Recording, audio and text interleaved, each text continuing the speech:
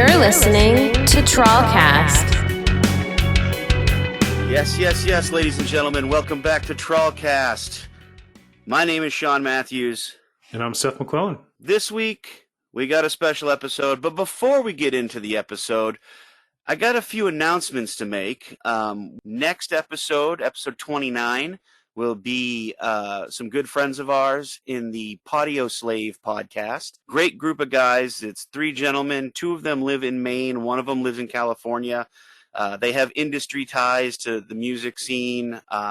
Huge craft beer lovers and vinyl collectors, and super nice guys. And we're really excited to talk to them. And that'll be next episode you guys hear after this week's. Yes.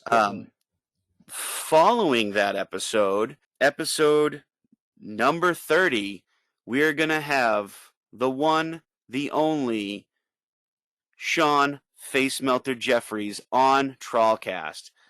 So psyched. It's amazing, dude. Yeah, it's going to be awesome. I mean, if you don't know who Sean Jeffries is, the Face Melter, he is basically a radio god in like the main, radio scene. Absolutely. Seth and I both grew up listening to him on WCYY 94.3, and I don't know about you, Seth, but I've become a pretty good acquaintance of his, and I love talking with the guy. He's an absolute riot, and he has so many stories. He's done a ton of stuff with bands and travel and stuff like that. So I'm super excited to have him on the episode. Yeah, really psyched. He's been coming out to local shows in the past, I'd say like maybe 4 or 5 years, and like to both of our, band shows separately, and then some Trawl shows. So really looking forward to like sitting down and like, hearing some of these stories that he has. Because I know he's got a million. He's got 1,000,001, and it'd be a 35-hour podcast just talking with him easily. So those are a couple upcoming episodes. We are looking for more guests right now, guys. Yeah. If you've got something you want to talk about, hit us up. All you got to do is email trawlband@gmail.com and, put in TrawlCast in the subject line, and then just say, hey, my name is... whatever your name happens to be, and say, I have this project that I'd love to come on and talk to you about, give us a little bit of a write-up, just to kind of get to know what we're going to talk to you about, because we'd love to learn more about different things. It doesn't necessarily always have to be about music here. We can talk about other things. Next kind of big announcement for us, we got stickers, guys. We got TrawlCast stickers coming in. Seth found this really cool company that we're working with to make us stickers for the podcast, and Seth and I were talking, you know what, we'd love to get these stickers out to you guys, but we got one request. If you want to get a sticker, and we may throw in some Trawl stickers, maybe some other things Seth and I have laying around our abodes, if you want to get one of these TrawlCast stickers, send a question in. That's the best way to do it, because honestly, we'd love to get more questions from you guys. Even feedback is great, but we really want to get more questions to help expand what we're doing. We're having a lot of fun with this, but we need to have your guys' help. Yeah, questions are awesome, guys. I mean, we love hearing from you out there, and it just makes the show really fun when like we know that, somebody's out there like actually, psyched to hear or the answer to like whatever question it is. So like definitely send us your questions, and we'll hook you up with some Trawl swag and a TrawlCast sticker. Submit your questions, trawlband@gmail.com. Include your address. We'll send you a sticker pack. If you want to be on the podcast, hit us up too. We'd love to have you. All that's out of the way. This week's episode, ladies and gentlemen, is our 1-year review. Now, it's a little funky because we're actually recording this after our year anniversary, but we wanted to make sure we took the time and sit back and relax and really delve deep back into the previous 27 episodes and kind of find our top 5 moments that are, some of our favorite things to kind of, remember and reminisce upon. So, that being said, Seth, like, what's one of your top 5 moments or episodes from the past year of TrawlCast? Yeah, I thought it'd be cool to do this because there might be some stuff that you guys had never heard.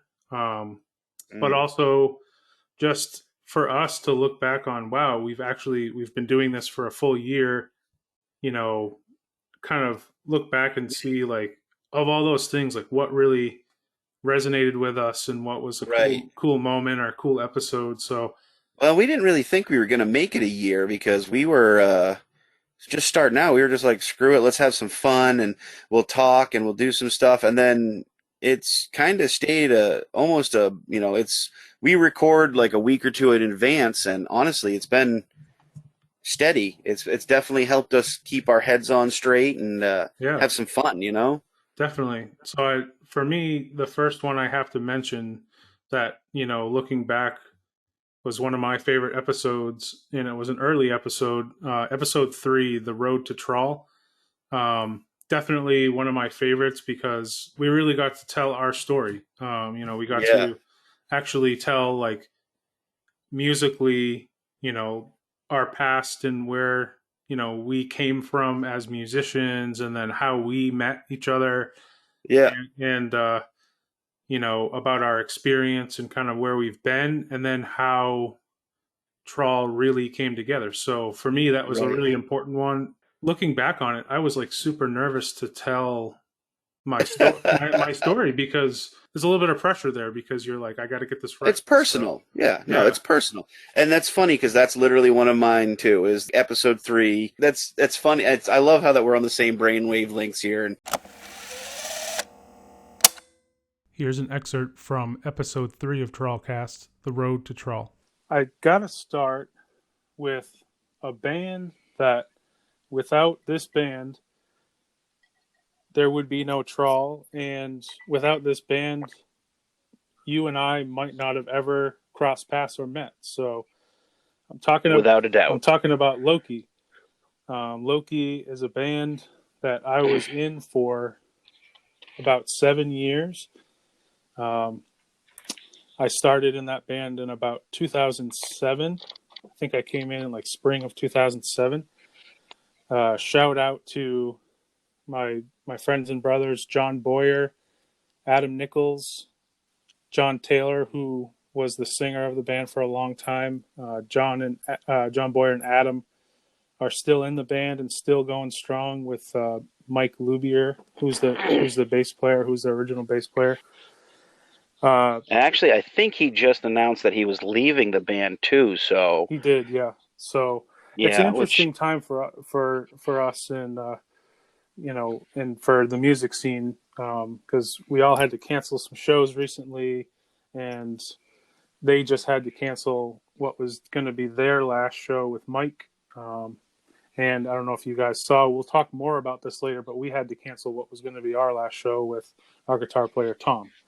And not to graze over it, but we do really hope Mike. We wish him all the best. Phenomenal bass player, great guy overall. Awesome guy. I mean, I've known him for probably close to 20 years now. So we wish him all the best and good luck in any future endeavors that he does go on. So after I started in the band, shortly after, I think it was one of my first shows with Loki, I met Sean. I want to say it was maybe at the Asylum or somewhere like that. I can't remember, but it's not the Asylum most people remember, but it's the old Asylum with the shaggy red carpet on the stage and the not so nice and shiny Asylum. Yeah, the fake stars in the ceiling. I don't know if it was at the Asylum or maybe the station. Might have been the station, yeah. One of those two places, I know. So a quick insert there is I actually lived with one of the drummers of Loki before Adam, Kevin Harrington, and he joined Loki, and I kind of became a roadie for Loki, so I got to go to their old jam spot, which was the landscaping business that they were practicing in after hours. And it was their roadie for a few years, and then I kind of went my own way, and then Seth kind of came in behind me. So, we kind of inadvertently were two ships crossing that didn't even really register at first, but then the first meeting is at one of those shows. Yeah, one of those shows. And so, like, right around the time I started in Loki, I moved down to Portland, actually with John Taylor, who was the longtime singer. And at the time, we lived together. John Boyer, our guitar player, lived downstairs. And this was back in the days of Blockbuster. And so I didn't really know anybody in town. I wasn't, other than playing shows, I wasn't really venturing out too much. And so every Friday night after I got out of work, I'd head down to Blockbuster, and I ran into Sean. Yep. Yeah. For all of you kids out there, you young whippersnappers, Blockbuster was Netflix before Netflix, except you had to go in-store and actually get a DVD or video game in person. So, which was actually like a fun adventure in and of itself, because it like made you go out. Absolutely. And, like, you're talking to other people about like what they like. It was an event, dude. It was an event. And, that's really how I think, we might have run into each other at a show or two, but that's how we got to know each other, was like talking about movies and just, shooting the breeze about all different stuff. And well, and I remember you coming in and I'd be like, hey, Seth, what's going on, man? You're like, hey, dude, what's up? And like, you'd go and like pick out a movie or something and like come up to the counter. And I know my brother-in-law and I worked together there. So we'd both be kind of sitting there just talking and hanging out at Blockbuster, and like really got to kind of know just the surface Seth, like seeing some of the movies you rented and stuff like that. Yeah. It was kind of fun to get to know somebody that I knew played music. I'd seen you on stage a few times with Loki, and it was definitely like, okay, this guy is a phenomenal bassist, and like, thank you, man.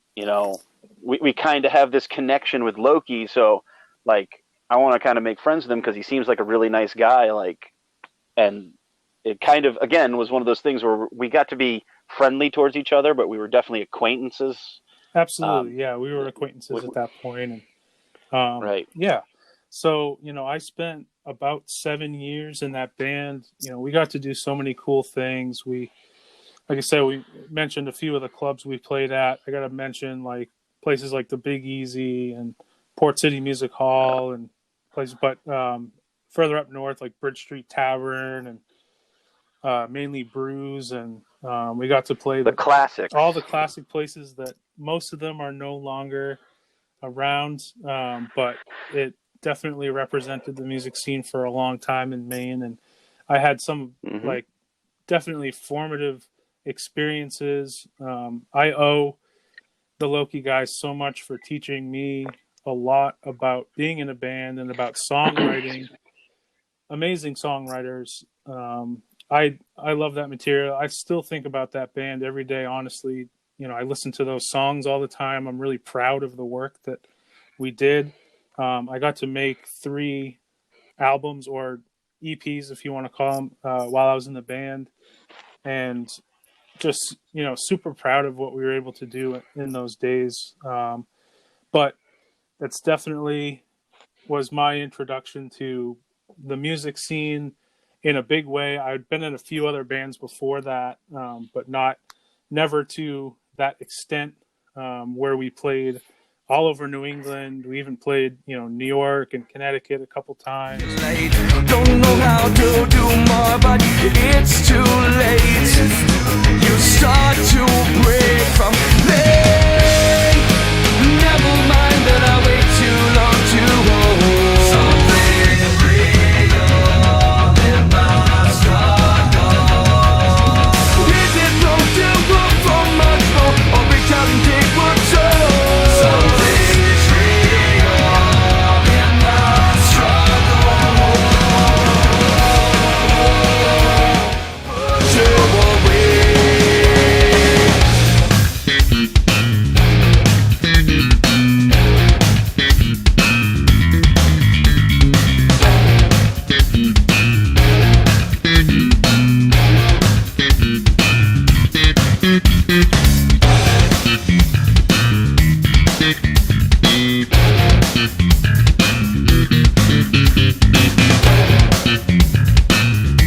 You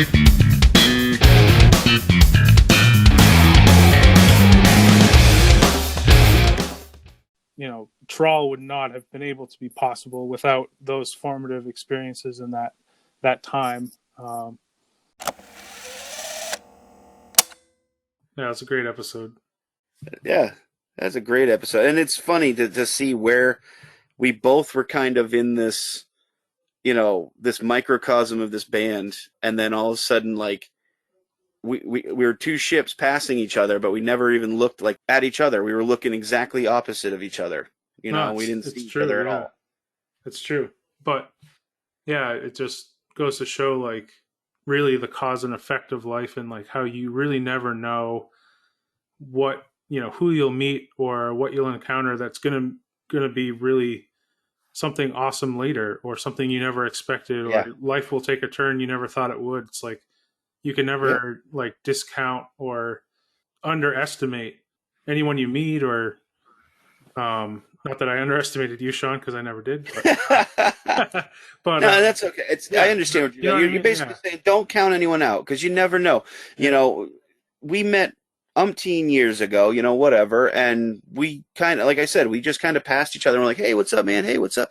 And then finally, like, I actually got the opportunity to really get into music, and then having the chance to join a project you were starting was exciting for me, because I'd seen you do Loki. I'd seen you in Fifth Freedom. Yeah. I was excited about the chance. And then, bang, that occurs. Trawl shows up, and then TrawlCast. And here we are a year later, still doing the podcast, still talking out our asses. Oh, I mean, pretty much. We're having fun. So definitely. So you had that one on your list as well. Yep. So we're both down to 4. We're both down to 4, but I'll kick it over to you next to talk about another one of yours. All right. Well, so one of mine is another early episode. And these aren't in any order, ladies and gentlemen. These are literally we're just picking them. And, we went through, I listened to, I want to say 25 of the 27 episodes again. Yeah. To really get back in, and it was fun seeing the first episode and the second, and we've progressed. But one of my favorite moments is episode 7, Movie Madness. Oh yeah. Where Seth and we were talking movies. And one of my favorite parts of it, because I just recently went and saw the new Godzilla movie, was our action adventure talk. Yes. Where we talked about our favorite action adventure movies. And why I love this moment so much is the fact that we both chose something that was near and dear to us, and we both can understand why the other one chose it. I chose the original 1954 Godzilla. You chose Ghostbusters. And honestly, I love both movies.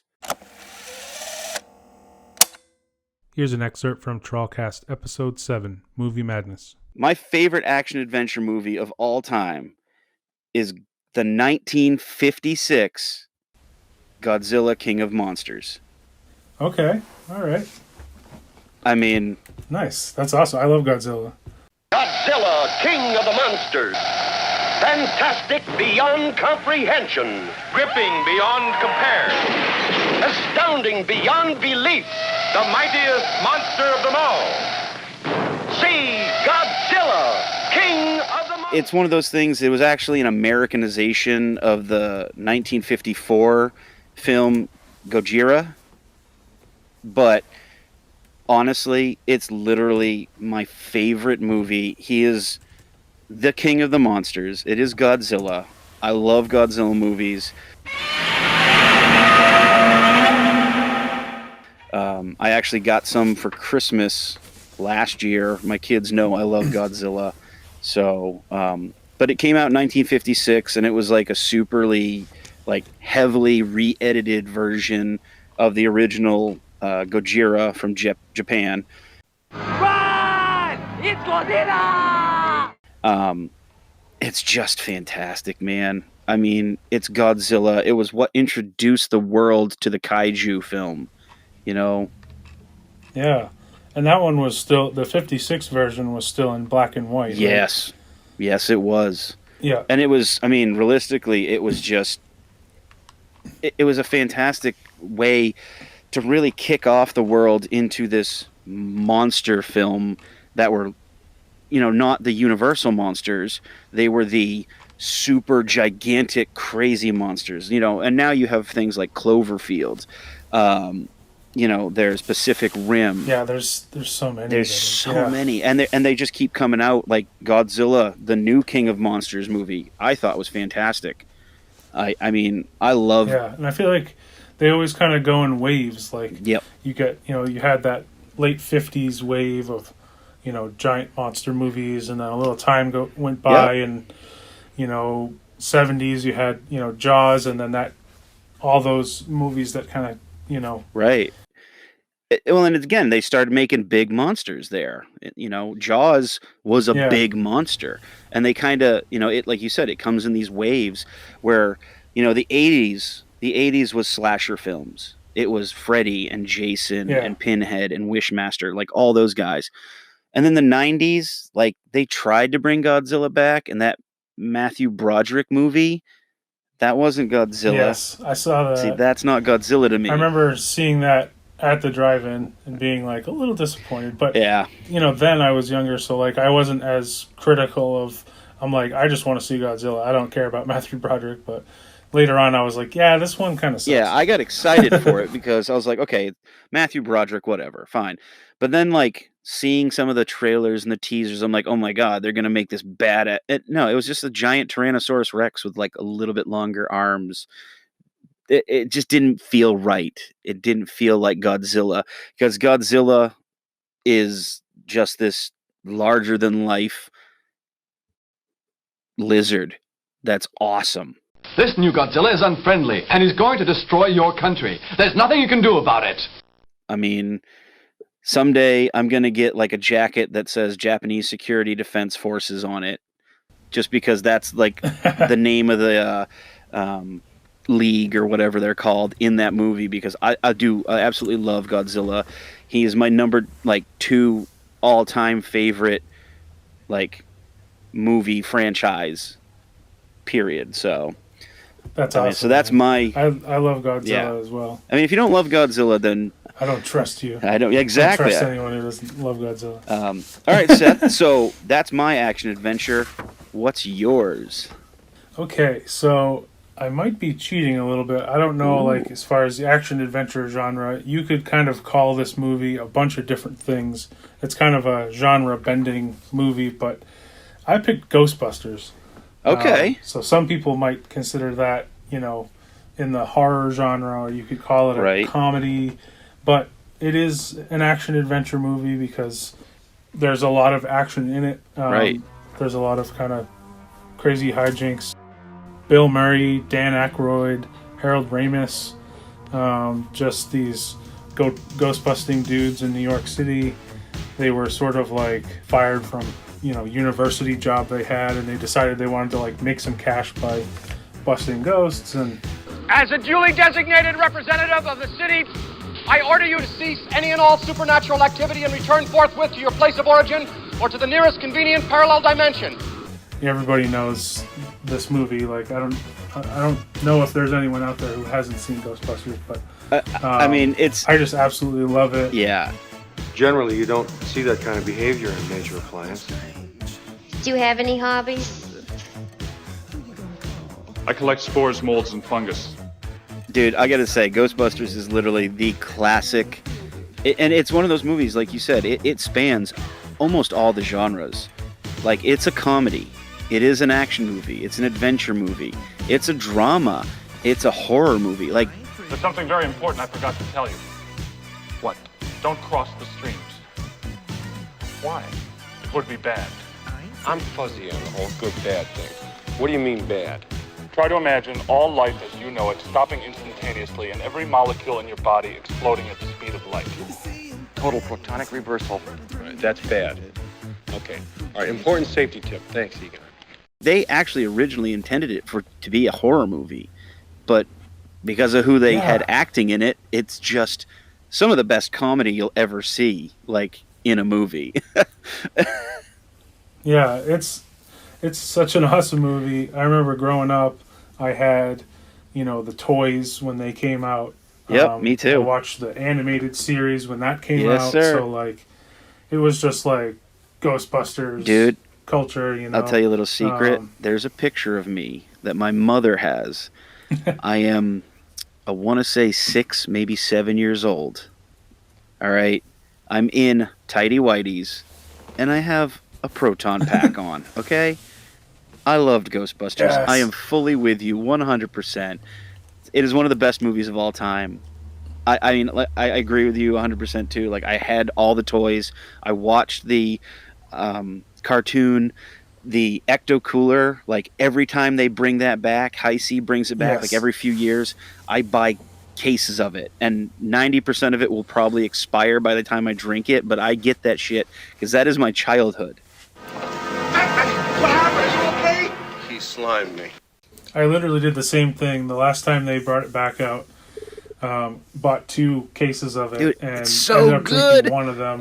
Just straight for the nostalgia, for nothing else other than just that sweet nostalgia. Right. Then the rest of it kind of went bad. But like, what was really cool is, so this movie came out in 1984, which is actually my birth year. Nice. And on my 30th birthday, they were re-screening the movie for the 30th anniversary for one day only, and I literally went to see Ghostbusters in the theater on my birthday. It was so cool. Dude, that's just amazing. That's awesome.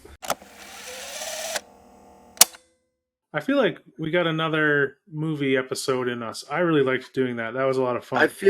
I was going to say, I feel like coming up soon we're going to have another movie episode.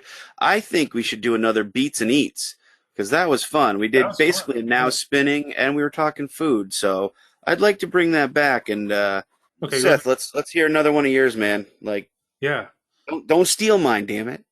I'll try not to steal yours, but I can't guarantee.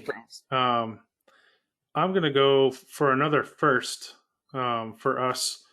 Our first guest episode 6, when we had Matty Heath, our buddy Matt Heath, on the podcast. Okay. Somebody who we both have a really long time connection with, but we didn't all hang out together very much. It was like you had your years hanging with Matty. I had my years hanging with Matty. So getting him in the room was kind of this epiphany, like connecting all these dots from our life together, and like, oh wait, like you knew him from there and this and like that story, and I remember hearing that, and he's got a million cool stories too.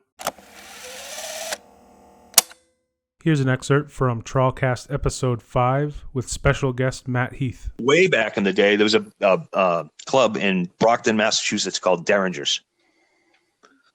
And they had a lot of like big names come through that club. And I remember I was roadieing for another friend of mine's band. You can sense a pattern forming.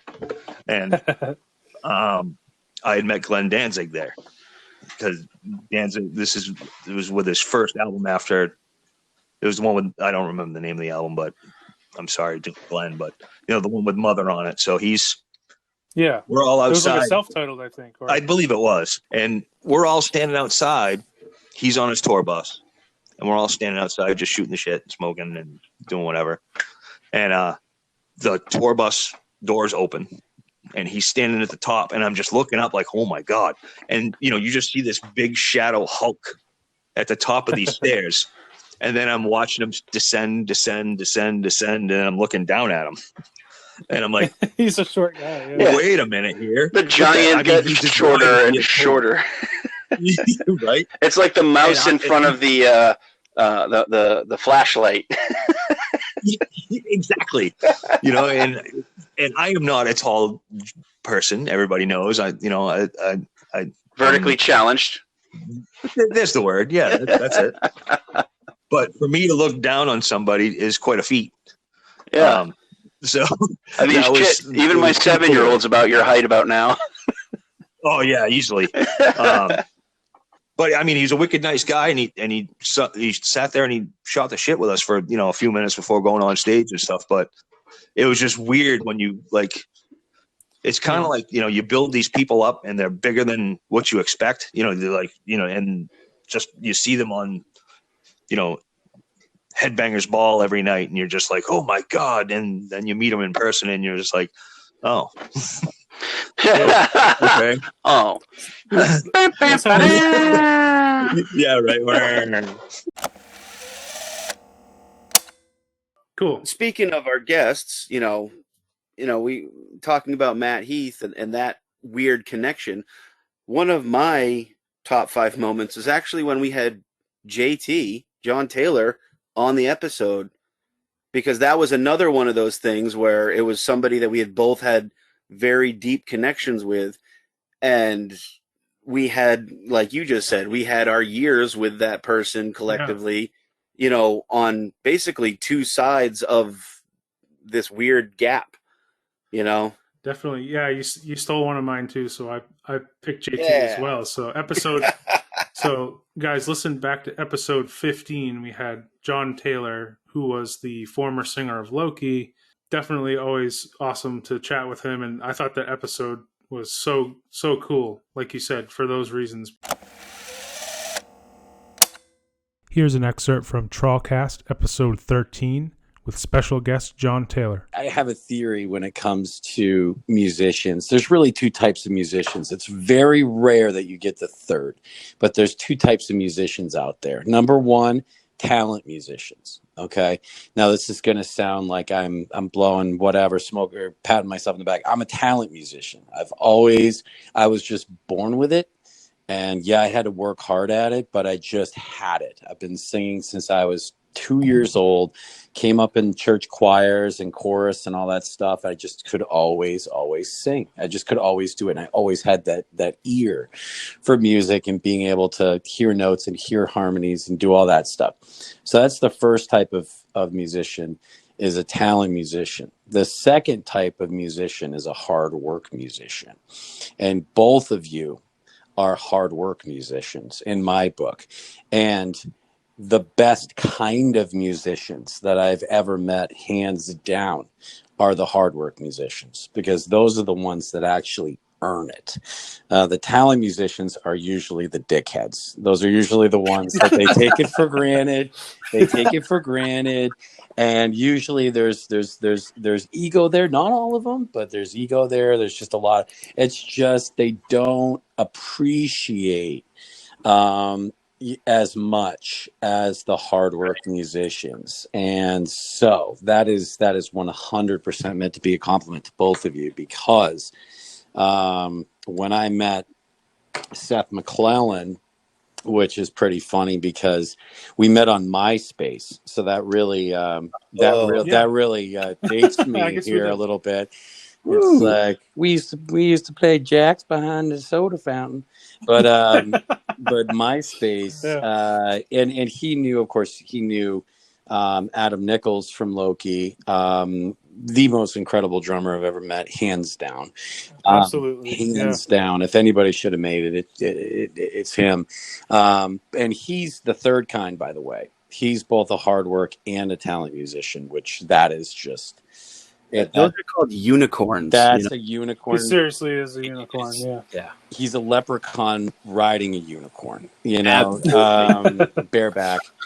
And so, but anyways, Seth knew Adam through the tattoo parlor, right? You were apprenticing to be a tattoo artist at the time, right? I was, yeah. Yep. So I knew Adam a little bit, but he had never heard me play music. And obviously Sarah, who, we worked together, so we kind of met through that relationship. But yeah. And so and we had just, and I know I'm skipping ahead on the timeline, but we had just lost Lube, Mike Lubier, who was one of the founding members of Loki, the bassist. And Lube's been my best friend since end of junior high school. Was my backup goalie in high school. Hopefully he hears this later, because he hates the fact that he was my backup goalie. He always tried to take my spot. But he couldn't. He never could.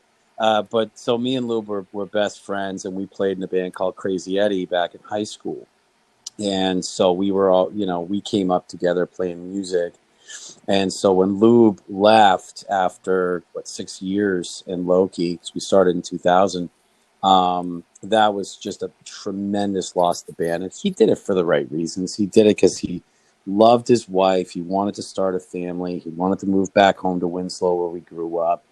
But he had a persona like Flea.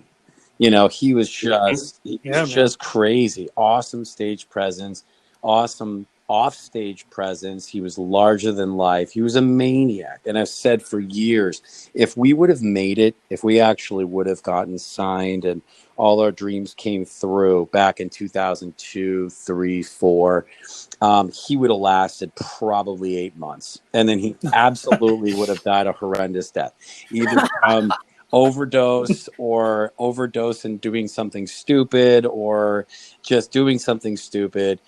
He was just a maniac at the time. I remember him being, even off stage, just being absolutely larger than life. Yes. And he's one of the most boisterous people. He's always full of energy. He's always super happy. And I remember there was a few nights that somehow I got stuck with him drinking, and I did not win. No, you never did win with Loubier, and there's a couple good stories that I'm sure we'll get into. However, so when we lost Lube, for all the right reasons, mad respect, he was really hard to even fathom replacing, and so, but we had already booked some summer shows, and so we had a headlining gig at the Pier in Old Orchard Beach, which back then that was the show to get in the summertime, and it was opening weekend, I think. Weekend, headlining gig, and I think it was with Boom Slang, and I think Soundbender was the other band. So maybe Hour Past, I think. No, it was. They might have been Hour Past at that point. You're right. It was a great lineup, is the point. And so we didn't have much time. And I think we had maybe 3 or 4 weeks at that point, maybe. And we had put an ad out. And so Seth had responded on MySpace. And he came in. And I remember meeting this kid. And he was just so shy. And here I am going, okay, I'm going from Lube, who's just larger than life, to this shy guy. And I'm going, okay, all right, well, let's see how he does. And so we practiced, and that went well. He didn't miss a note, but he just was, frozen. And, he was just so shy. And I was like, admittedly so, absolutely. I was like, oh my God, this kid. But we didn't have time, and at that point, we had tried fucking around with a few folks, and it just didn't work out. And so we were like, okay, we need somebody, and so I was like, all right, let's put him through a little pledge program here and see how he does. And so we were like, okay, we've got, and I think at the time, Seth, correct me if I'm wrong, it was like 2.5 weeks before the show. After it was quick. We had practiced once or twice, and I was like, okay, here's the deal. Here's 18 originals or 15 originals and 4 or 5 covers that we were going to do. And it was it was about 20 songs. It was 20 songs total. And it was learn these and let's see how you do. So his first gig was headlining at the end of the Pier at Old Orchard Beach with these other great bands. And he was just scared shitless. And I was just like, all right, we'll see how this goes. And so basically what you're saying is you gave him a trial by fire. It was a trial by fire for sure. Yeah. And because I remember, because I kept showing up, and it was I was 3 or 4 weeks in, and I was like, so am I in the band? And you're like, well, let's just keep practicing. Just see how the gig goes. Yeah, just see how this goes. Yeah. Well, because there's practice, right? But then there's performance, and so we did the show. And he didn't miss one note. Now, one note all night, which was very different for us because God love Luke, great bassist, but he would really get after it with the booze and with some recreational stuff, and he would struggle sometimes on stage, and he'd forget how a song started, and just stuff like that. And he's a wonderful bassist, don't get me wrong, but it was loose. Live was loose for Lube. And so it was interesting to hear every song played perfectly. He looked at the neck of his guitar the entire time, and he was just sweating so bad, but he never missed a note. And after that night, I said, you know what? He's got everything that we can't teach. He's got everything we can't teach. He's got the hard work. He's got the work ethic. He's got the dedication. He wants this. He went home and did his homework. Homework is so important as a musician. You got to do your homework. Right. And I was like, you know what? We can teach him the rest. And now, hands down, top 5. Like from a performance standpoint, top 5 bassists I've ever seen, and I completely agree with that. I would hold him up against anybody out there. Anybody. He's an absolute crazy man on stage, and the stuff he does, and the acrobatics, and the crazy shit, and his little fiddle-iscumbard with his hand back and forth on the neck, and all of that shit. Not to mention his writing capabilities, and just the creativity and the slap and just everything that he can do. Oh man, it's so fun to watch him now. And for you, Sean, do you go by Bones anymore, or have you given up on that? It comes and goes once in a while. Comes and goes, because you weren't Sean for a long time. You were no one really knew me as Sean for like. Geez, I want to say like 10 years, give or take. I think I finally realized your name one day, because I think Twitch called you Sean, and I was like, who are you talking about? And it was like Bones, and I'm like, oh yeah, Bones. But I remember when you asked me if I'd give you a vocal lesson. You remember that?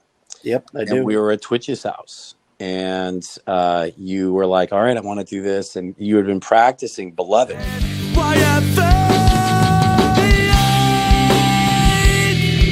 Conscious now, you are a part of my sense of direction. Nothing seems fully lost. Had you leave that behind?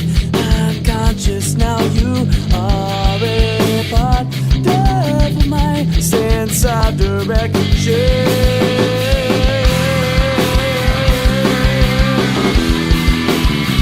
I'm overwhelmed. One of the Loki tracks. And so I was like, all right, well, let's start. Let's just see where you're at.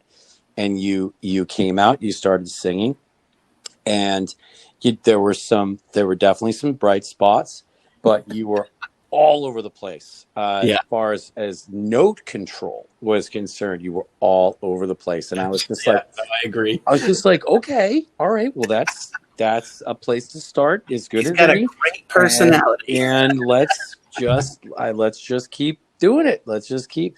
And so, the same thing to you. I mean, just like seeing you perform, and the benefit that we did at Aura, just not only the quality of your voice and how hard you've clearly worked at getting it to a place where it's a really, really well-trained instrument now, and your range is, I'm like kind of mad about it a little bit, because I'm like, fuck you, man. That bugs me, man, because I love your range and your style, and I think that's when something back then I was trying too hard to do was stay in like one niche, one little spot, and I didn't just let my voice do what my voice could do properly. Right. Sure. You didn't let go yet. Yeah. You were holding on too tight, and so it's just super fun. And the fact that you guys are both in the same band now, and so on the rare occasion that I could go out and see you guys, to hear your vocals and to see your performance. I mean, you absolutely floored me at Aura. Just your stage presence and your movements and I was like, shit, man, I got to get in shape.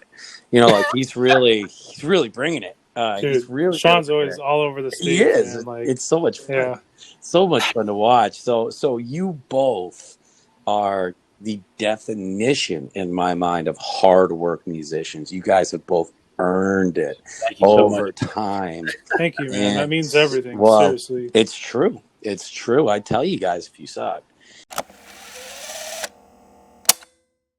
All right, so what are we down to now? We've got, what, 2 left each?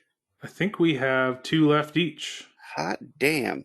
Well, that's okay because we got 2 left, and then later on, I've got some stuff for you, Seth, that you don't know about that I kind of went back and did some stuff. Oh, shit. So, I'm a little worried. So let's talk about another one of your top 5 moments or episodes from the past year of TrawlCast. Sure. This one might be on your list too, I have a feeling, but episode 15, Funk Metal Revival. I almost did choose that, but it is not on my list. It was number 6. I'll tell you that. It was in my top 6. So okay. Cool. Yeah, I just love that episode because I felt like in a lot of ways it was a deep dive into our thought process in like the style of Trawl. Like we're embracing this weird, funk metal sound and, just kind of the explanation of like embracing what you love, Here's an excerpt from TrawlCast episode 15, Funk Metal Revival. I think that's one of the things that I strive for in what I'm doing is it's like, I love any music that's left of center. And I feel like, funk metal kind of embodies that. It's like, we could just play straight ahead radio rock, but why would we do that when we can throw in it's not slap as much bass fun. and we're, it's not, man. Like everybody's doing that. Why would I want to do that? So, and there's nothing wrong with that. Other bands that are doing that, like we're not saying that we're better or superior in any way to those bands. We're just talking about what we love to do and what makes us excited about music is those twists and turns and doing something unexpected. For me, with how I write and how I think about music with slap bass and the more kind of aggressive bass style has definitely been a choice that has in some ways made life harder and caused me to have to make some tough choices or like I'll share the first band I was in when I was in high school. I actually I had started playing bass and maybe 5 or 6 months later, some guys from my high school were throwing together a band and I joined up, and about 6 months into it, they ended up firing me. They ended up just letting me go because I was slap bassing all over everything, and I did not have the time and place, instincts and songwriting ability that I might have today, being over 20 years into playing music. But I thought this is exactly what I want to do, and they were more of the indie rock, they were playing Green Day and the radio rock at the time and stuff that was totally the opposite of that. And honestly, looking back on it, I held that for a long time. I can't believe that that happened to me. But at the same time, I realize now that sometimes unapologetically being yourself with what you want to do, you're going to find out where you need to be. And that wasn't where I needed to be. I needed to be with other musicians who thought the same way as I did. And shortly after that, I joined up with a band that had been out of high school for a few years, and they were influenced by all the new metal stuff and Suicidal Tendencies and Korn and System of a Down, and they loved my heavy, funky bass style, and they were like, "Fuck yeah, this is amazing!" Where they were excited for me to play that style, but sometimes you can. Oh, that's great. Learn who you are or learn where you need to be by just being yourself and so that was just kind of a lesson for me early on that I think, I'm really glad that I followed what I love and pursued what I love, and I think that's why I'm still doing it, is because I've never let that idea and that thought go. Like, I love playing funky bass, and I was finally, after many years, able to put together Trawl, which is able to allow me to do that. So anyways, that's... Oh, for sure, man. And that's the thing. Is like, I love when you play funky shit, man. Thanks, man. I want to sound selfish as hell right now. It's one of my favorite things. The next one, it's probably one of my favorite episodes we've ever done. Not only because we had so much fun doing it, but the preparation for it was, in my opinion, way too intense. But I loved it. Don't get me wrong. It was fantastic, and I really I can't wait to do the next one. But it was episode 20, the Halloween special / season 1 finale. The whole episode. Oh, the man. production that we did, that, you know, the noises, the scary stories, and the fact that we released it right next to Halloween. I mean, how can it not be one of my favorite episodes? Yeah. No, that was an awesome episode. And you're right. You know, we did a lot of planning for it, and the production took a while to do, but it was totally worth it. Like, we got to go all out on Halloween. It's Halloween. Like, you can't... It's Halloween. You can't fuck around. This is Halloween. One of my favorite parts was actually not even part of the podcast, but was actually asking, like, my mother if she had any old pictures of me in Halloween costumes. And then she sent me, like, 15 or 16 different pictures of all these old Halloween costumes, all these old, you know, things. That's right. And I was so excited to see some of this, because I don't have that stuff. My parents still have, you know, physical forms of photographs. Most of mine are on Facebook and Instagram and Twitter and all that stuff. Right. I don't have many physical copies. And I was like, this is really cool. Like, I'm really excited about this, because I know my mom has some, and now I have at least digital copies of them. But, you know, at some point, I'll probably print them out and you know, frame them, or, you know, maybe we'll make a TrawlCast shirt with our Halloween pictures on them. Oh, man, that'd be amazing. I remember reaching out to you and be like, hey, I've got this idea. I'm like, do you have any kid pictures of yourself in Halloween costumes? And you're like, I don't know. Yeah. And I had come up with... I didn't. It's funny because, like, I didn't have many pictures of myself from when I was young until a couple of years ago. My grandmother gave me an old photo album that she had saved for me, and she put, like, you know how when you go to the old photo studio, you'd get doubles of everything? Yeah. She saved, like, all the doubles aside for me and made me this amazing early, you know, photo album of me from, like, 6 and under, like, from, like, 1 to, like, 6. That's great. And I was like, that's amazing. So I found the picture of me from when I was 6 years old, and I was Batman for Halloween because, you know, the Tim Burton Batman had just come out. Right. And, yeah. I was like, this needs to go in the in the thumbnail for this episode. Well, and I like the fact that we both got pictures of us when we were both 6 years old. Yeah. I remember that costume very, very, very deeply, and I still love the Ninja Turtles to this day. So yeah, me too. Here's an excerpt from TrawlCast episode 20, Trawloween Special. I actually have 2 of costumes I wore as a child that I still think about to this day, and one of them I kind of want to redo, just in a sense because I'm much older, and it'll be, I think, in my opinion, way more classier than I did before. And that is, it's an old radio show that was a comic at the time too, in the newspapers, but I dressed up one year as the Shadow. Wow. Yeah. That's cool. And you don't hear that very often. No. Well, there was, back then when I dressed up as the Shadow, there was I want to say it was Alec Baldwin did a movie called The Shadow, and it was actually based on the comic / radio program, because it's an old-timey, like, 40s and 50s radio program, like before TV.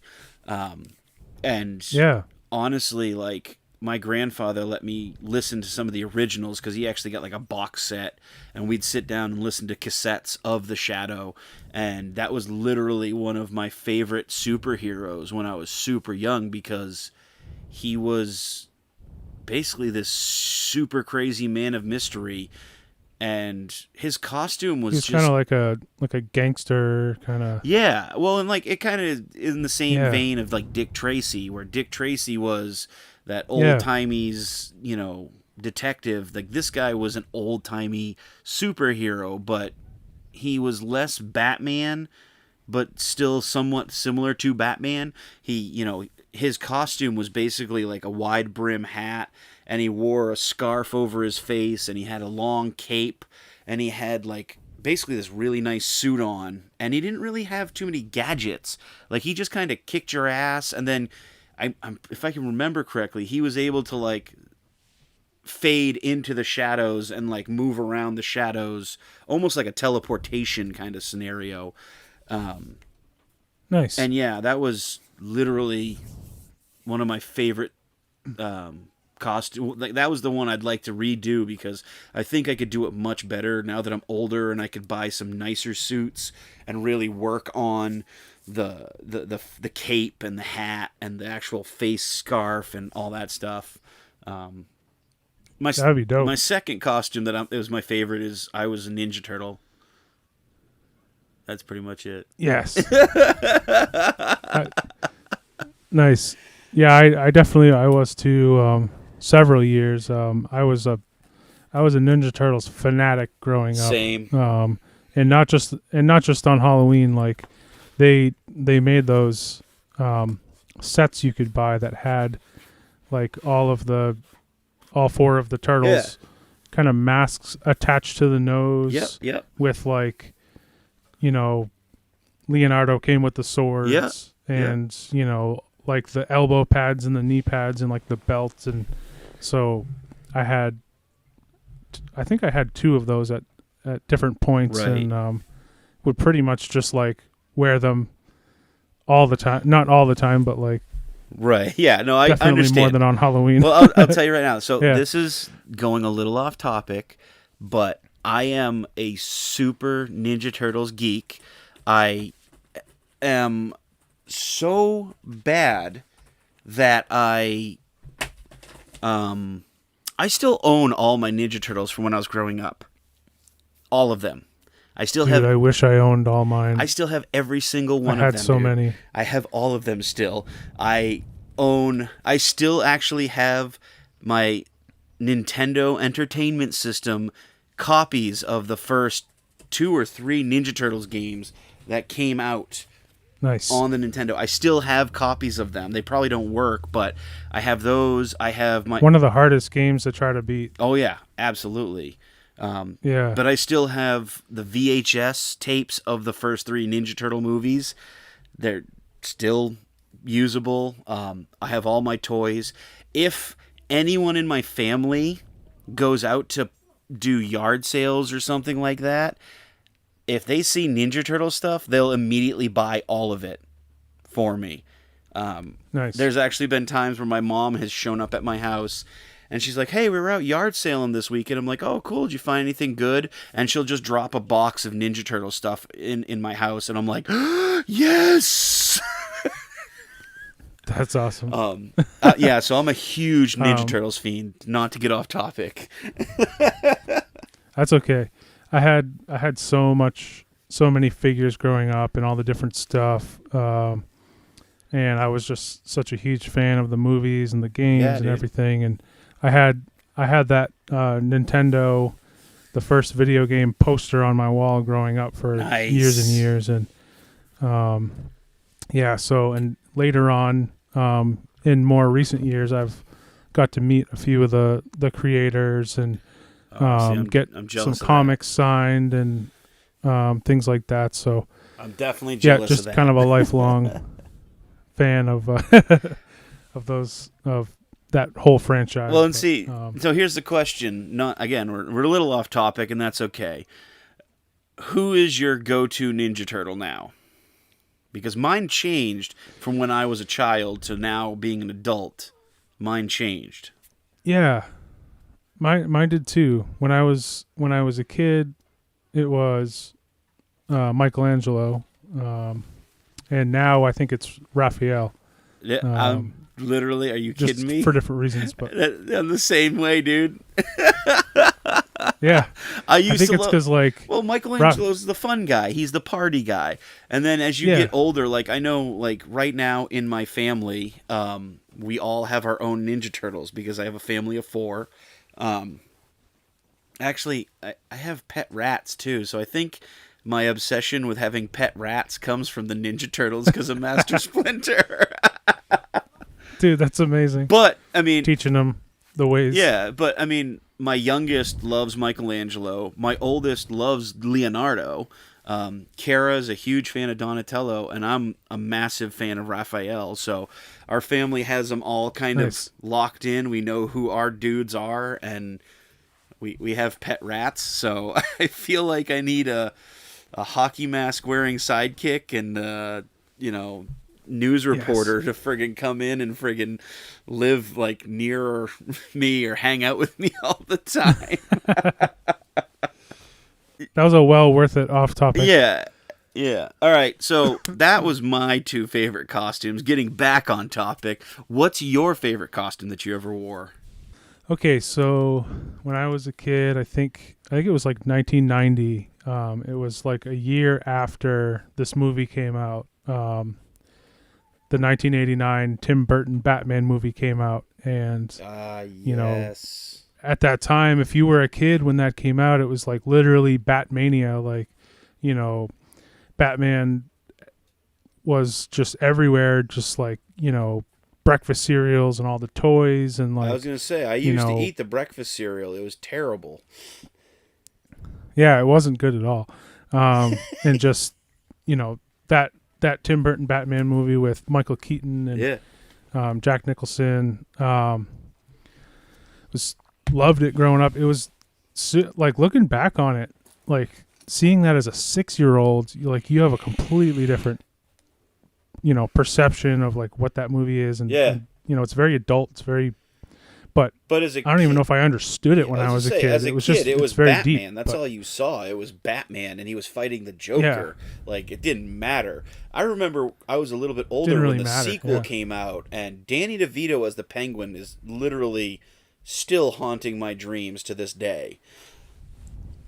Dude, that one is legitimately creepy. Like, that dark. one's still nightmare fuel, yeah.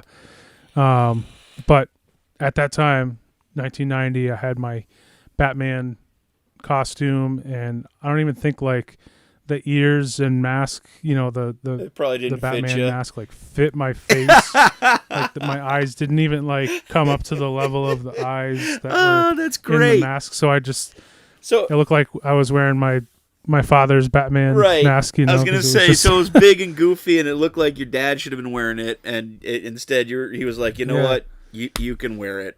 I can't say no.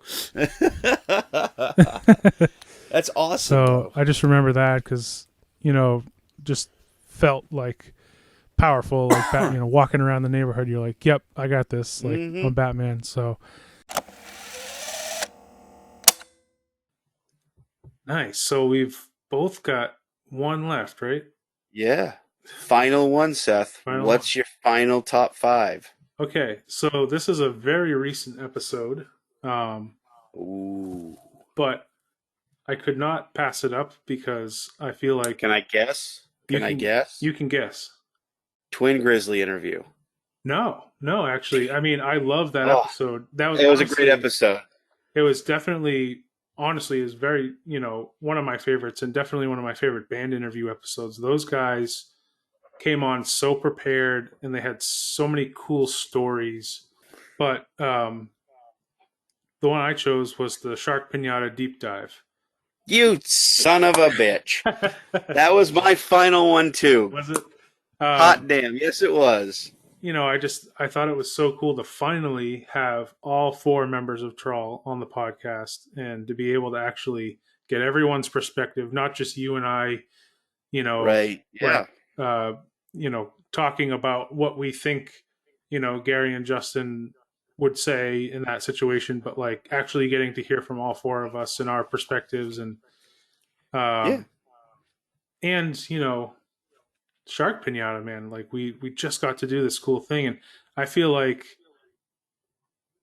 because of the release and everything, maybe not as many people have heard that episode yet, even though it's a recent episode. So I definitely wanted to highlight it here. And then actually having Gary and Justin on, it was fantastic. I mean, those are our brothers. We practice with those guys, and you know, we'll bleed on stage or sweat on stage or drink off stage, you know, whatever it happens to be with them. And we were excited to have them on. That was definitely probably my top moment of the last year. Yeah, is having all four of us on to talk about something that we'd worked so hard together to produce. And then, you know, after that episode came out, basically it was the companion to the actual CD EP release.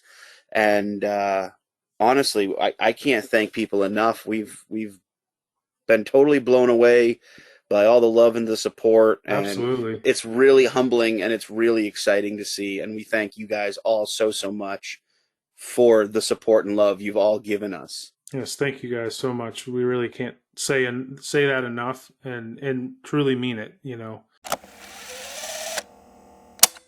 Here's an excerpt from TrawlCast, episode 25, Shark Pinata Deep Dive Conversation. It was probably March, like right at the beginning of the whole quarantine thing. Justin and I were sending a lot of like stuff back and forth through Facebook Messenger, just like riffs and random stuff, and we hadn't even got the chance to actually like get together in a room and jam yet. He sent me the idea for Requiem, just basically like a guitar track recorded to a click. And I immediately liked it because I could hear like a cool, like funky bass counterpoint that would work well with it. And then I actually think I recorded something at home and I like paired it up to it as well as I can. And I like sent it back to him and I was like, hey, what do you think? And it kind of started there. But then once we got together in a room and we all started working on it, it kind of changed a little bit, but it got even better. We kind of, you know, evolved it a little bit. Yeah. So one of my favorite parts of the whole song is the bridge breakdown. It's the section where essentially guitar is doing, you know, part A, drums and bass are on part B, and the vocals are on part C. Like, we're all doing three different things. Sounds cool. At the exact same time, and it comes together so well that it just, every time I hear that section, I get goosebumps all over my body because it's just so cool that we came up with this thing that has literally three different things happening at the same time. But stand tall.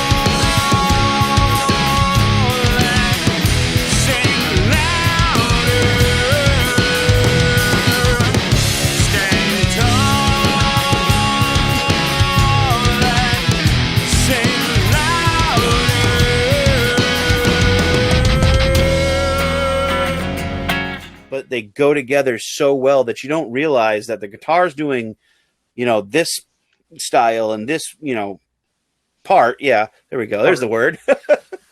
And then, you know, drums and bass are doing this whole other like counter call kind of scenario where it's not really doing anything with the guitar.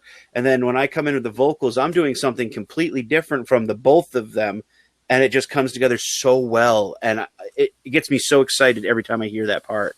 Yeah, that took us a minute to figure out because it's always easy to follow whatever, you know, rhythmically. It's always easy to follow whatever the guitar's doing. But it's harder to say, okay, that's happening. However, I want to try to complement that but not play that. I want to play something different and actually create a counter to it. And it always takes a little while to figure that out. And then once you find it, you're like, holy crap. It sounded like Meshuggah or something where it was not necessarily in intensity or heaviness, but really that whole left brain, right brain, what the hell is happening scenario where it's like, it's still in 4/4, but like you're hearing, you know, two different things happening that are like I was going to say, it's like the guitar's yeah. playing 4/4. The bass is technically playing 4/4, but it sounds like it's 3/4. Same with the drums. Like, just these notes are hitting, and it's almost like it's falling down the stairs, kind of just not necessarily just slowly walking down the stairs. It's like they're almost falling over each other down the stairs, but they sound like they're meant to do that. Yeah, they're still all together. Yeah. Yes, I really enjoy this song, and I have a tendency to try to just overplay sometimes, and then Seth, you and Justin, this was your song, and I really loved it from the beginning, and you gave me a couple examples, and then Seth and I, we just kind of had this offbeat, but it went with a guitar, and it was just brilliant. It came together, and it's one of my all-time favorites, really. I love the bridge, the section where it quiets down, and we get Sean, kind of solo, singular, and then we get this cool part that actually, Justin was like throwing out ideas. He's like, Gary, try this with that kind of cool little drummer boy snare kind of thing. Yes, we have more than one breakdown, more than one where you kind of stop and reset. This song is so interesting. It's up and down, up and down. We've been doing this for a while, so we hear, trim the fat, get to the chorus, have the breakdown, do this, do that. As far as format for a song, I feel this song has all of that and then some. It is never boring. It is just so interesting to listen to. You are captured from the moment it starts to the moment it ends, and then you want to hear it again. You want more. It's awesome. For me too, I think this one connects a little differently because it has a message that Sean's delivering that's like I kind of see as maybe like Trawl 2.0, where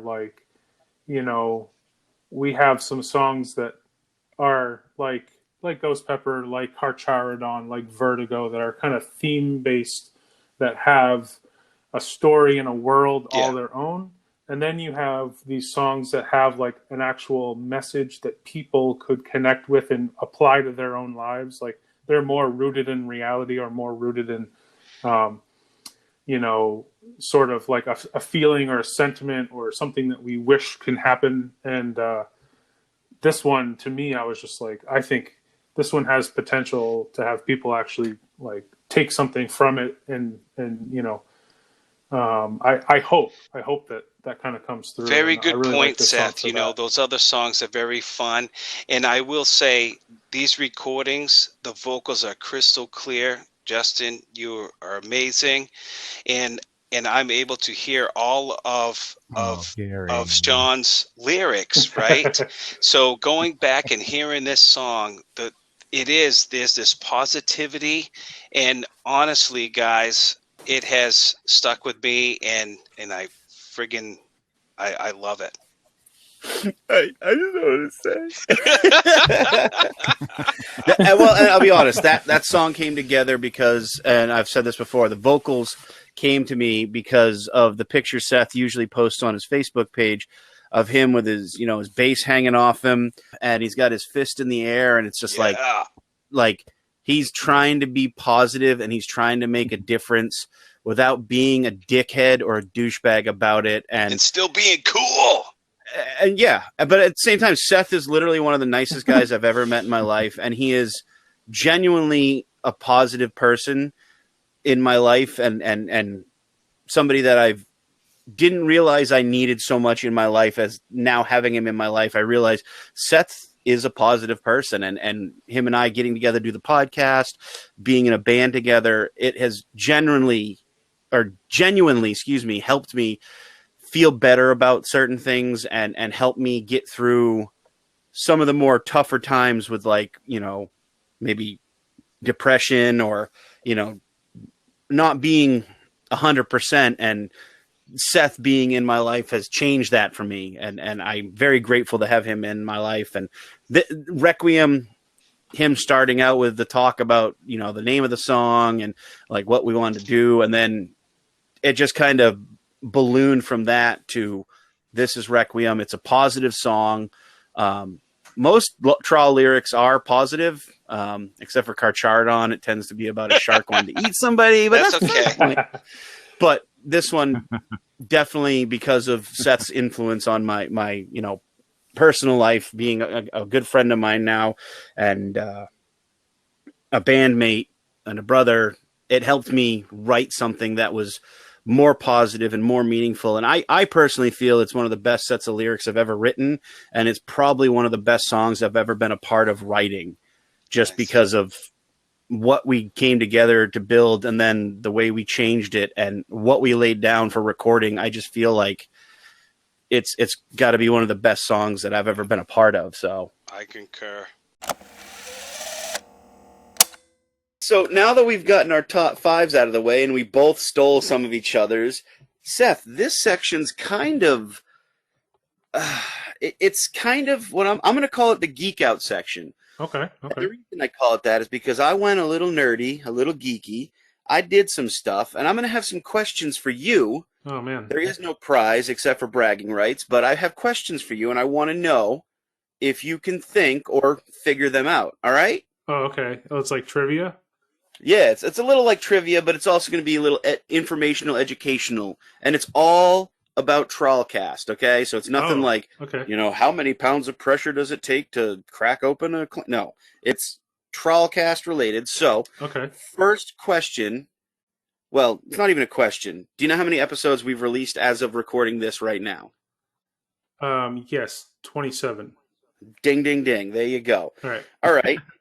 So here's the first question. Do you know how many hours, minutes, and seconds that we've released of TrawlCast in total? Oh, man. I'm going to say... Let's start with hours. Hours, okay. I'm going to guess like 38 and a half hours. 38 and a half hours. Wow, you're close. But the exact amount of time, because this is where my geek and nerd hit, we have released 31 hours, 24 minutes, and 53 seconds of TrawlCast. Wow, that's amazing. That's fantastic. That's awesome. So you were really close, man. That's really good. You said 38, and I mean, yeah, that's, you know, some weird, you know, math there, but it's like, it's kind of like counting jelly beans in a jar. You're just like, yeah, I don't know, like, you know what, man? An estimate.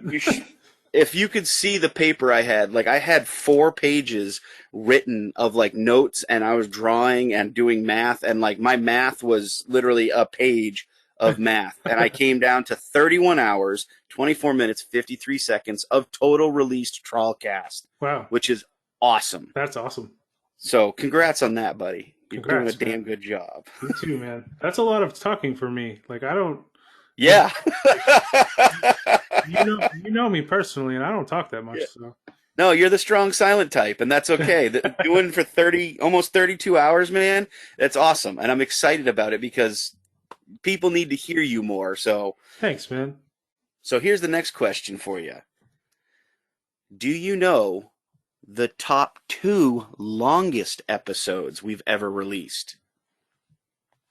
I think I know at least one. I know for sure Twin Grizzly has to be one of the longest. I think that's one of them. I'm going to say Twin Grizzly. I'm also going to say,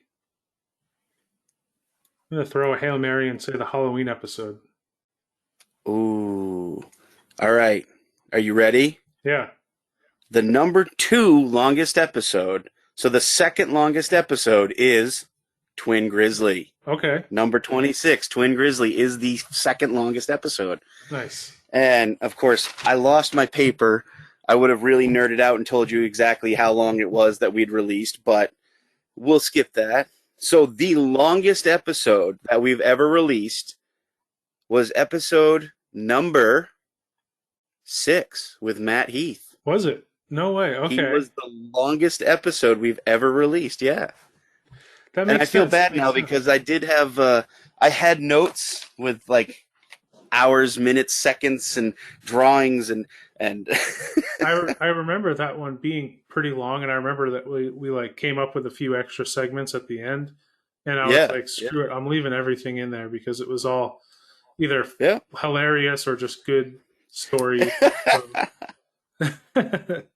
So that's cool though. But and first episode, first longest is Matt Heath, which we is one of our top favorite moments. Yeah. The second one was Twin Grizzly, which I personally feel like is one of my favorite episodes that we did for an interview because those guys were super prepared, super nice, and just a blast to have on and talk. Like They it was really so much fun to have them on the episode. So Absolutely, definitely.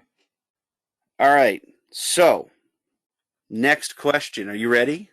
Are you nervous? A little bit. Okay. We went with the longest. What are the 2 shortest episodes we've ever released? I'm gonna say for sure episode 1 because I know we had trouble like even getting beyond like 20 minutes. I think it was like 17 minutes or something. And then I'm gonna say I'm thinking that the Division North episode was pretty short. Ooh, I'm going with it that was short. It was short. Well, the shortest episode, it indeed was the introduction, episode 1. It was 18 minutes long, a little bit over 18 minutes. The second shortest episode is actually episode number 9, when I interviewed solo Chris from Stillborn Condition. Oh, okay. Yep. Yeah. Nice. So, yeah, and that one was a great episode because we're talking with Chris and he spoke about the band Stillborn Condition. They had just released an EP last year, or I think it was a full length actually, called God Eater. Right. And it was just great to have him on. He's a very close friend of mine. I love him to death. So Super that was cool, a great dude. episode. All right, so we've done the longest, we've done the shortest, we've done time. We're kind of going back to that though. Do you know how many episodes we've released that did not break the 1 hour playtime? I'm gonna say 4. Oh, you nailed it right on the head. Nice. I say so. It was the introduction, shows episode. The Division North was one of them, and I don't have the 4th one off the top of my head. I was It trying may to have remember been- the 4th one. Yeah, I could. Yeah. I can't remember the 4th.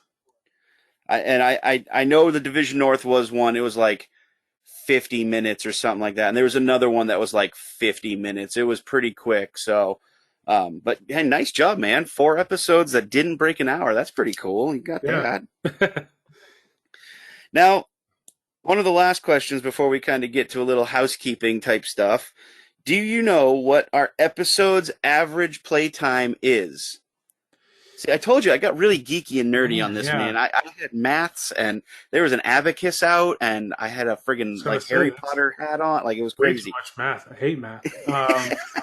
I'm gonna say, let's see. So, and you're talking about if you added up all 27 episodes and then divided Yep. by 27, what is the average? Yep. So, okay. Since I know that there's a couple shorter ones, it's gonna drag it down a little bit. I'm gonna say an hour and 6 minutes.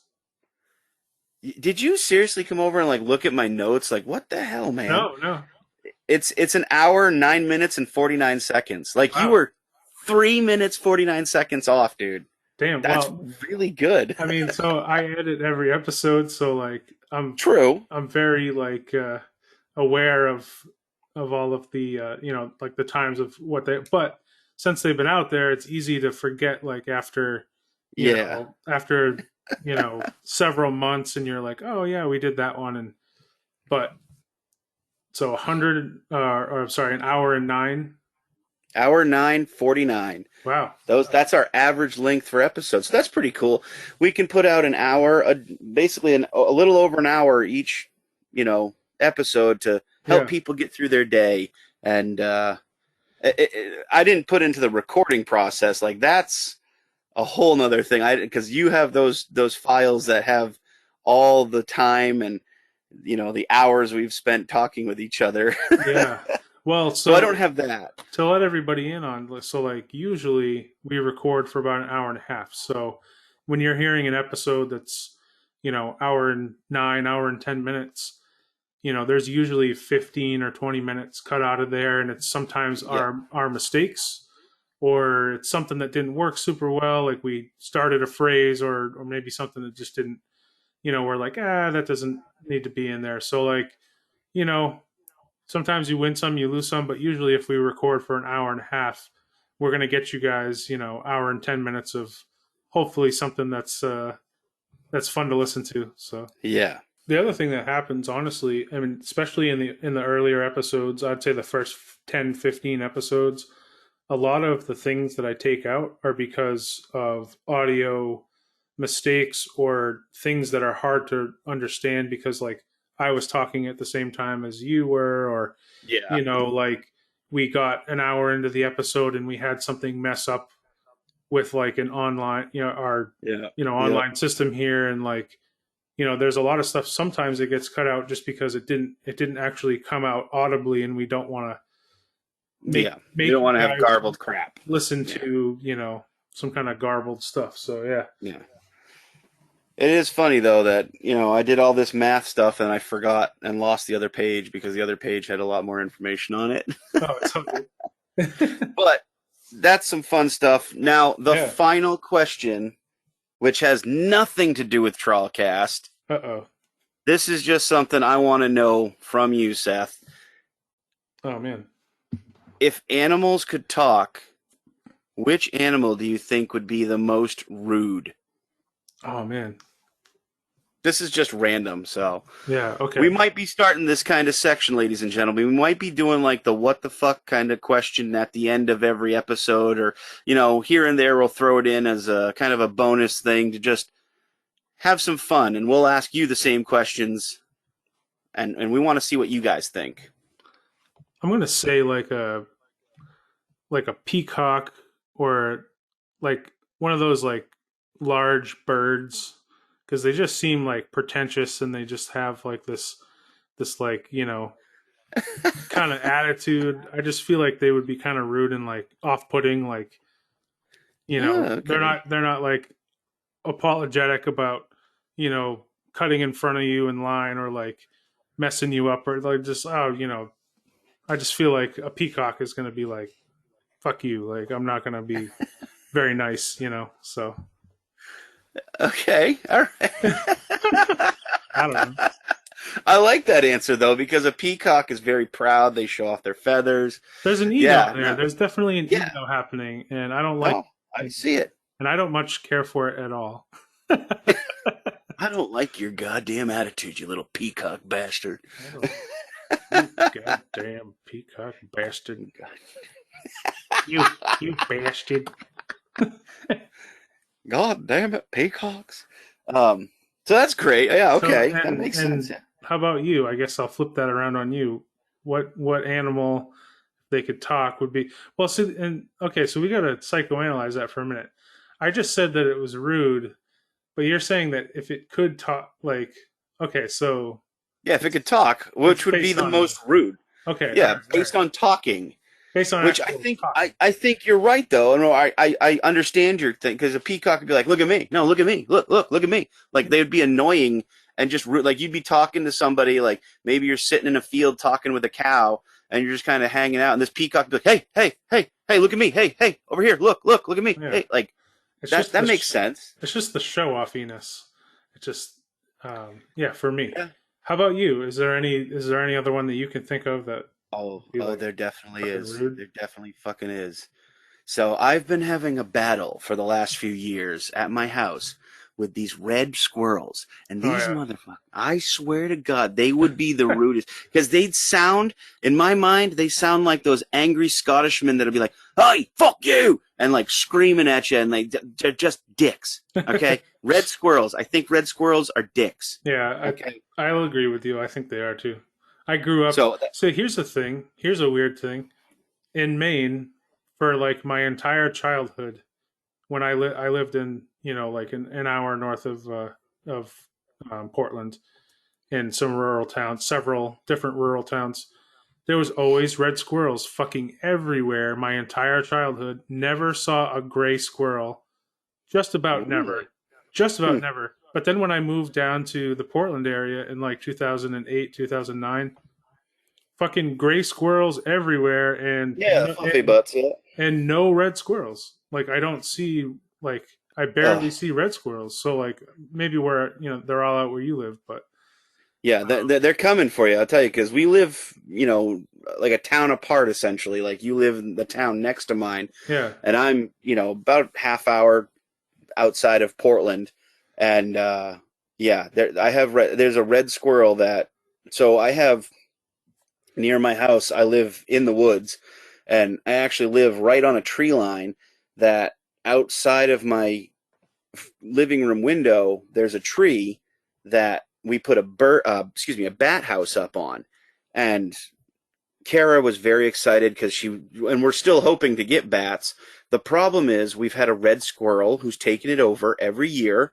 He built a nest in it. He in the wintertime, because the bat house is basically an upside down box. So the bats have to fly up into it. And he built no floor. No, there's no floor, but there is a ceiling, and there's 4 walls, a ceiling, but no floor. So this bastard, this little red fucking dickhead, went up there, built a nest, and I've had to go out and clean it out a bunch of times because during the winter, that's where he sleeps. He goes up into this bat house and he builds a fucking nest, and then it's like, you son of a... And that's why I think they would be the most... the floor thing. Like he must build a fucking wedged wigwam sticks. Platform, sticks. Yeah. So the front old bubble side gum of the bat house. He's fucking chewing it and sticking it up. No, the front side of the bat house, the wood it's in pieces, but it has a little bit of wiggle room, and he shoved sticks into it, basically building like a bed platform, and then put a bunch of like leaves and hay and straw and all this like grass. He's only a little thing. Red squirrels around my house are tiny. Yeah. The gray squirrels that we have around here are dicks too, but I don't think they're as big as dicks as this red squirrel is. And he basically climbs up in, and that's it. He sleeps there for the winter, stays warm. He's out of all the elements because he's in a box, and he doesn't let the bats live there. So the dick. He's a dick. And if he could talk, he would be a sculptor. An angry Scottish red squirrel dick. Hi, you bastard. No, that was more Irish. And I have no excuse because I can do a lot of accents, but I'm not very good at the Scottish one, and I am Scottish, so that doesn't make any sense. I can do it, but not when I'm thinking of it. If I try to do it when I'm thinking of it, I can't. Yeah. If I channel Mike Myers in So I Married an Axe Murderer or one of those movies, like when he does or Austin Powers when he does like Fat Bastard. Like if I channel that, sometimes I can hit the Scottish, but if I'm thinking too hard about it, it just sounds. I sound like an Irish leprechaun, kind of like what's his name in I Love You Man, fucking Paul Rudd. I end up sounding like Paul Rudd in I Love You Man. Slap at the bass, man. Slapping the bass, yes. Is that supposed to be Jamaican? Because it sounds like a leprechaun.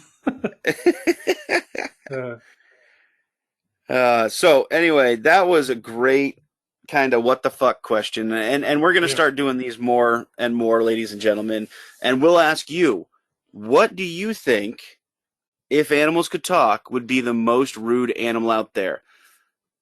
All right, so when you hear this episode, come on to our Facebook page, hit us up on Twitter, hit us up on Instagram, tell us what you think. Which animal is the most rude if they could talk? Just a prick. And use... Yeah, just an absolute friggin' dickhead. But use hashtag TrawlCast in that. Hit us up. All the social medias are at TrawlBand. And you know what? Speaking of that, I think this would be a good time to end the episode. Thank you guys for tuning into TrawlCast this week. If you like what you hear, we are available on Anchor, Apple Podcasts, Spotify, and many, many more. So hit that subscribe button. As soon as a new episode drops, it will be there, ready, and waiting for you to hit play. We're also on YouTube. All you gotta do is go to youtube.com/TrawlPortlandME. We post music, videos, even the podcast there. Again, that's youtube.com/TrawlPortlandME. Want to find us on your favorite social media site? All you have to do is search for @TrawlBand. We're on Facebook, Instagram, and Twitter. Again, that's @TrawlBand. Would you like to send us a voice message? Maybe hear your voice on the podcast? All you gotta do is go to anchor.fm/TrawlCast. Have fun with it. We want to hear from you. Maybe you'll even get to hear your question or voice on the podcast. Want to get yourself a sweet sticker pack from Trawl and TrawlCast? All you gotta do is cast a line to us at trawlband@gmail.com. Make sure to include your name and mailing address and a question you'd like to hear us answer. That way, we can send you some sweet Trawl swag. For more information about Trawl and all things Trawl related, all you gotta do is go to www.trawlband.com. It's the website. We post everything there. Again, thank you so much for listening to this week's episode of TrawlCast. We hope you enjoyed it. My name's Sean Matthews. I'm Seth McClellan. And this has been TrawlCast. We will see you next time.